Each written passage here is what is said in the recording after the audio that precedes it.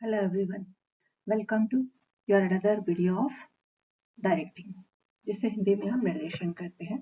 इसमें आज हम कम्युनिकेशन प्रोसेस के बारे में जानते हैं। इसमें communication is a circular process consisting of following sequences.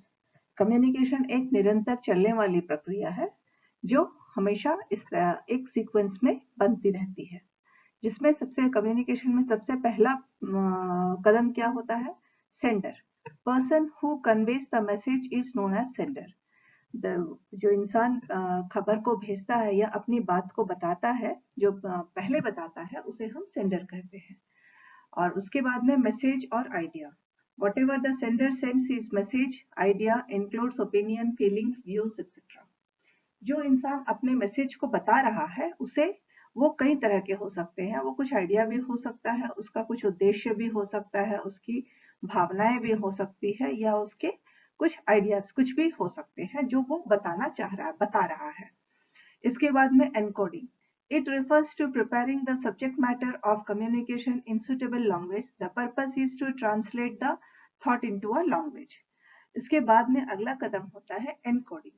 Encoding का मतलब क्या है कि कम्युनिकेशन जो बताना चाह रहा है, इंसान जो बताने की कोशिश बता रहा है, उसे किसी भाषा में बोलना जो दूसरे तक पहुंच सके, और वो उस भाषा का जो जिस तरह की भाषा में वो ट्रांसलेट करता है उसे ही एनकोडिंग कहते हैं।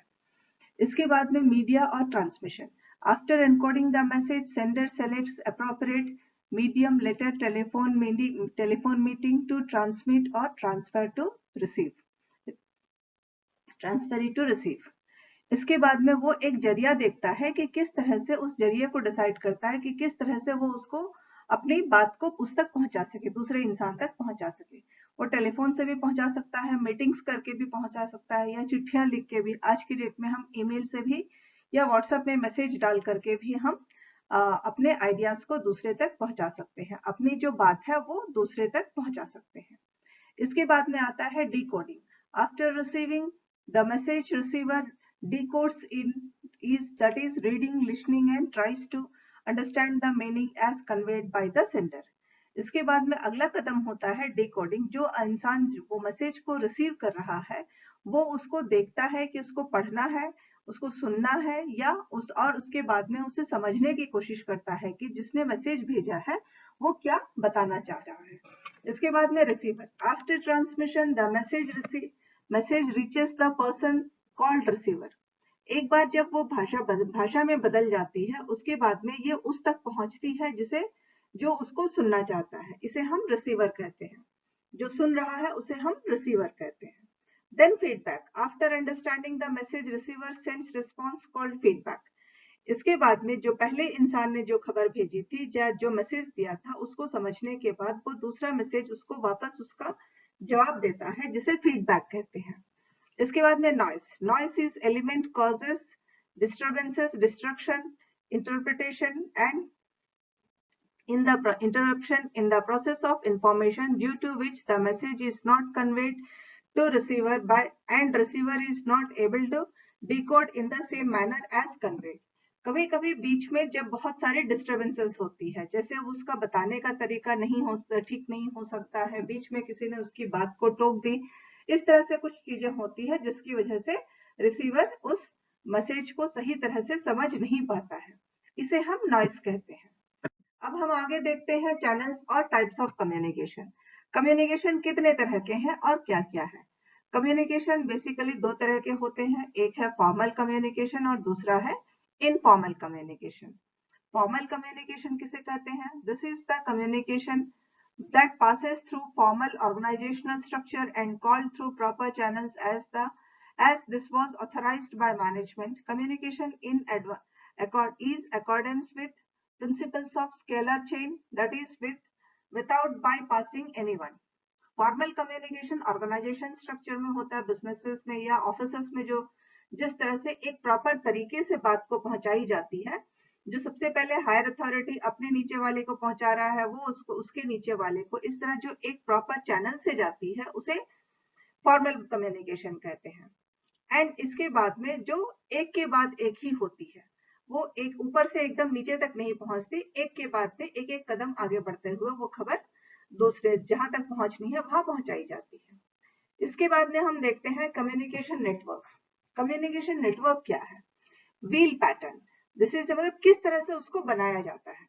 This is the most centralised way of communication where information flows from one person only, generally leader.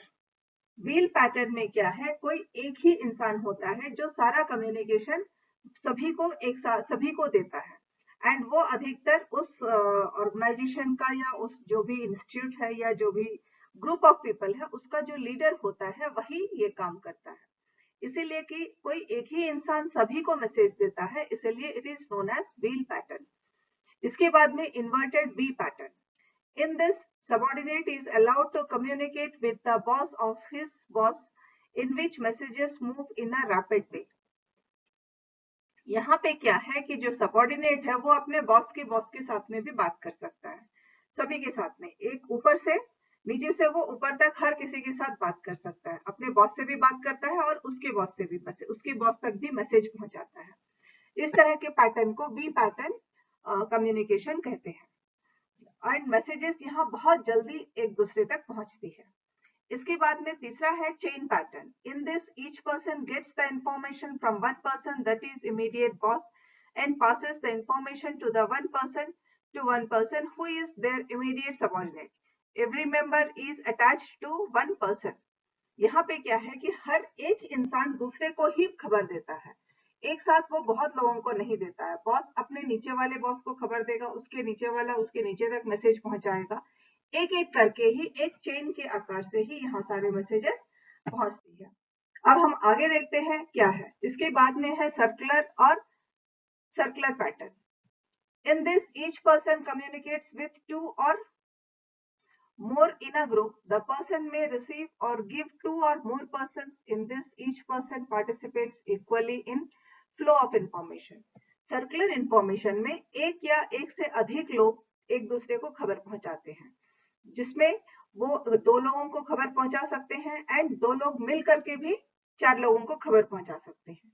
तो ये एक फ्लो में पार्टिसिपेंट्स जो है सब बराबर के हिस्सेदार होते हैं इस तरह के इंफॉर्मेशन को सेंड करने में। इस तरह के कम्युनिकेशन में हर पर्सन जो है वो इक्वली पार्टिसिपेंट होता है। नेक्स्ट, ऑल सोर्स चैनल्स और free flow pattern. In this there is no fixed pattern of communication, all members are connected with each other and information can flow from anywhere. It is most decentralized one. ये बिल्कुल ही decentralised होता है, क्योंकि यहाँ कोई किसी तरह का जरिया नहीं होता कि किस तरह से खबर को पहुंचाया जाएगा। कोई भी कहीं से किसी को भी खबर दे सकता है। ये सबसे कम्युनिकेशन कोई किसी के साथ में कभी भी कर सकता है। ये सबसे ज्यादा डिसेंट्रलाइज्ड कम्युनिकेशन सिस्टम है। इसके बाद में हम देखते हैं फॉर्मल कम्युनिकेशन में भी डाउनवर्ड, अपवर्ड, हॉरिजॉन्टल और वर्टिकल। जब फॉर्मल कम्युनिकेशन हमने देखा कि ये ऑर्गेनाइजेशंस में होता है, तो ये कैसे कैसे हो सकता है, ये किसी भी तरह हो सकता है, डाउनवर्ड हो सकता है, अपवर्ड हो सकता है, हॉरिजॉन्टल हो सकता है या वर्टिकल हो सकता है। अब हम पहले देखते हैं downward communication. As the name suggest, is flow from downward, that is from a superior to subordinate. Generally it flows from top to bottom, that is top to middle level and from middle level to lower level. Communication from top to middle is of organizational plans, policies, and middle to lower level are rules, orders, regulations, etc. यहाँ downward communication में नाम से ही जैसे बताया जा रहा है downward है, तो ऊपर से नीचे की तरफ कम्युनिकेशन आता है। इंफॉर्मेशन जो है सबसे पहले सुपीरियर जो है वो अपने सबॉर्डिनेट को देगा एंड वो अपने सबॉर्डिनेट को, इस तरह टॉप लेवल से मिडिल लेवल और मिडिल लेवल से लोअर लेवल तक कम्युनिकेशन किया जाता है। कम्युनिकेशन जो टॉप लेवल में ऑर्गेनाइजेशन में और हर लेवल के अलग अलग कम्युनिकेशन होते हैं। यहाँ पे पॉलिसीज मिडिल लेवल तक पहुंचते हैं, रूल्स और ऑर्डर्स, रेगुलेशन सारे टॉप लेवल से middle level and middle level से लोअर लेवल तक पहुंचाए जाते हैं। Then comes our upward communication. This moves upward that is from lower level to higher level and can be related as clarification, regrading rules, procedures, methods of work, etc. It may consist of suggestions. इस upward communication में नीचे से खबरें ऊपर तक जाती है या नीचे से कम्युनिकेशन ऊपर तक होता है, जहां रूल्स में कुछ बदलाव की मांग की जाती है या कुछ नए तरह के सजेशंस दिए जाते हैं या तरीके बताए जाते हैं, काम करने के तरीकों को बदलने का, कुछ भी काम करने के तरीकों को बताया जाता है। इस तरह का जो कम्युनिकेशन होता है उसे अपवर्ड कम्युनिकेशन कहते हैं। Next is horizontal communication. It takes place between two executives at the same level. This may relate mutual problems faced by same level problem people of different or same department. It does not follow organizational hierarchy. Organizational hierarchy में जिस तरह top से bottom तक खबरें आती हैं, यहाँ उस फॉर्मूले नहीं एक्सेप्ट किया जाता है। यहाँ पे इक्वल ही एक ही लेवल के दो अलग अलग लोग जिनकी अलग अलग परेशानियां हैं वो उसको कम्युनिकेट करते हैं, या अलग अलग जो भी बातें हैं उसको वो एक दूसरे को कम्युनिकेट करते हैं, एंड इनका लेवल जो है वो बराबर का होता है। इसके बाद में है digital communication. Communication takes place between two persons having different levels is called digital communication. It does not follow hierarchy. यहाँ पे भी हिराची फॉलो नहीं किया जाता है। दो पर्सन अलग अलग तरह के हो सकते हैं एंड वो जिस तरह से डिजिटल वे में कम्युनिकेट करते हैं उसे डिजिटल कम्युनिकेशन कहा जाता है। जैसे लैपटॉप से हुआ या टेबल टॉप से हुआ, इस तरह से जो खबर भेजी जाती है उसे डिजिटल कम्युनिकेशन कहते हैं। Next is advantages of formal communication. Formal communication जो ऑफिशियल है, उसके ऑर्गेनाइजेशनल है, इसके क्या फायदे हैं?